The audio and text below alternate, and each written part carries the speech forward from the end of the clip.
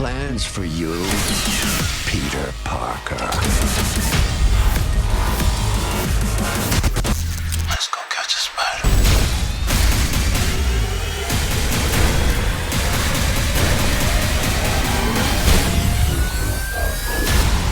What happened to your face? I was cleaning the chimney.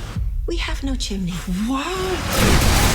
We saw a lot of teasers on game day, but to me, the big winner was The Amazing Spider-Man 2. And that surprises me. I didn't expect that. But I'm just so impressed with the 1-2 punch that Sony Publicity has put together here. This 30-second spot, which aired during the game, which we're going to talk about in a second, and then also the longer extended look they released called Enemies Unite Online to accompany this. And I think they threw a spotlight basically on Gwen Stacy in this 30-second trailer, and then in the extended look they really focused on Electro, which I think both things serve as a signal to fans that this is going to be an important movie in the rebuilding of the Spider-Man mythos for the films. But at the same time, there's still a lot left for us to discover in the theater. We haven't really gotten a good look at Rhino. We haven't gotten a good look at Green Goblin. We haven't seen Black Cat, who's rumored to be in the film. We've seen very little. We've seen one shot of Norman Osborn and his voice. There's just so much left that they haven't shown. I'm impressed they've been able to show as much as they have, yet still leave a lot to, as I said, for us to discover in the theater. It's a very fine line to walk. I get nervous because they have a few months to go before the film is released and they have to keep advertising it. But so far, they're walking that thin line beautifully. All right, so let's talk about this 30 seconds. Very great, very smart choice to focus on Gwen Stacy. That's been a big question mark about the film. We all saw the on-set photos of her of Emma Stone in a costume that looks very similar to the outfit that Gwen Stacy was wearing when she dies. So a lot of us have wondered if this will be the movie where Gwen Stacy dies. And I think from this opening, from this 30 seconds, it is going to be what happens. And I think that's exciting. I think this needs to happen. It's a very important building block in what makes Peter Parker, the Peter Parker we all know, is Spider-Man.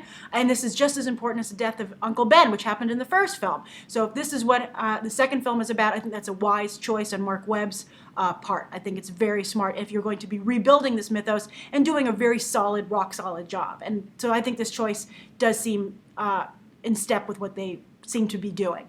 Now, the opening, I think it's a really good jarring start. It really jolts you into attention. They seem to be genuinely in danger, which I also like. And the other thing is that they're clearly changing the circumstances under which she dies. And now some of you might be like, oh, this is just a tease, she's not going to die.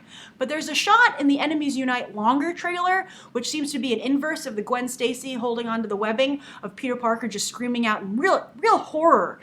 Such horror and such personal horror that it makes me feel it must be a reaction to her death, and putting those two pieces together, I feel that's what's coming.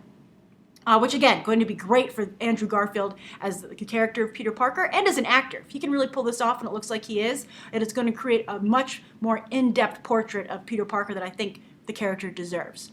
Now, that's a big discussion point, changing the circumstances under which Gwen Stacy dies. And I would be okay with that as long as they keep the ambiguity as to who is responsible.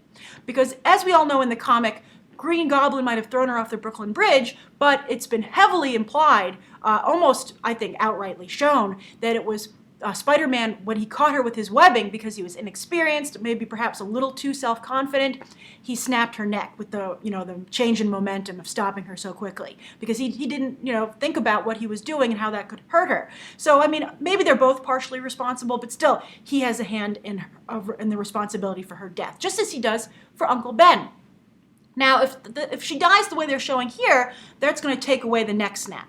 However, this makes me maybe feel a little bit better about the promise at the end of the first film. That was a big problem for me. I know a lot of you didn't like it. It made Peter Parker seem very callous and shallow and really inconsiderate and heartless to the promise that he made to Captain Stacy, that he's just so cavalier when he breaks it, because he's like, oh, but I love you, Gwen Stacy. I just cannot stay away. However, if Mark Webb if he laid the groundwork there to have this come back and to show Peter Parker to realize that how cavalier and heartless he was to all those things that I just said, for him to realize that, and that was intentional on the part of the filmmakers, and he'll realize that he didn't take his promise seriously and now he's responsible for the death of two Stacys, I think that could work, and that would still have the ambiguity that I think is so crucial to the death of Gwen Stacy. So I'm fine, because I'm okay with changes in comic book movies as long as they still work with the general idea that is so important to the character. As I said, the building blocks that make the character who we know as readers and fans.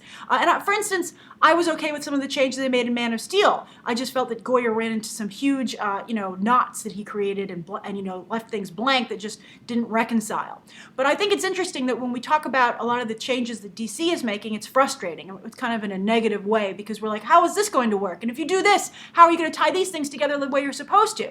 But I think what's exciting about what they're doing with The Amazing Spider-Man, at least from what I'm seeing from these trailers, is that it's a positive discussion. It's like, at least I'm on board. I'm like, oh, Mark Webb, I see what you did there. Okay, I'm connecting here, here, and here. Oh, and that works. That's really smart.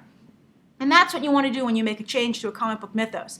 I think that's what was so successful in some of the things they did with the Ultimate Universe over in Marvel, or some of the Elseworlds things that they used to do over at DC, like Red Sun, where Superman was born in Russia. You're like, oh, okay, that totally correlates. These changes work because they play off of the original aspects. And so just like when I say here, if Gwen Stacy were to die in this manner, it's exciting because you're like, oh, okay, well, I see how you changed it. So you still have the ambiguity, but you've made it fresh and new, but you still had, you respected what needed to happen based on the comic. So as I said, I love this 1-2 punch. I hope you'll check out my Enemies Unite review with a link at the end of this video. And I think this was really well done, this spot. And I also like the humor here. I'll get to that. I'll talk about that in Enemies Unite, but I really do feel that this is capturing what it's like to read a Spider-Man comic, just the way the Avengers captured what it was like to read an Avengers Marvel comic. And I think I wouldn't be surprised if the Spider-Man team, which is very tight with the Marvel team over at Disney, because they're never going to give up the rights to Spider-Man, and I think Disney realizes that, so they work together more. I think it's very obvious they took a page from their book and were like, we need to create that same comic book experience. So I'm very curious to see not only how good this movie is, but how it performs at the box office, and if the Avengers formula can be duplicated. So write your thoughts down below, and you can check out these other episodes right now.